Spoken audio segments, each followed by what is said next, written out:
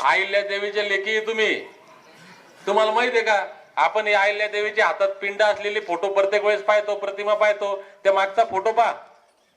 अहिल्या माईच्या हातामध्ये तलवार आहे आणि या जगातली पहिली महिलांची फौज अहिल्या देवींनी तयार केली होती. म्हणजे तुमच्या हातामध्ये तलवार, भाला दिला होता, तलवार दिली होती. कशासाठी? लढाईसाठी. मग आता काही आपल्याला तलवार घेऊन जायचं नाहीये, पण देवेंद्र फडणवीसला सांगायचंय की दीपक बोराडेच्या मागे नाही आलो आम्ही.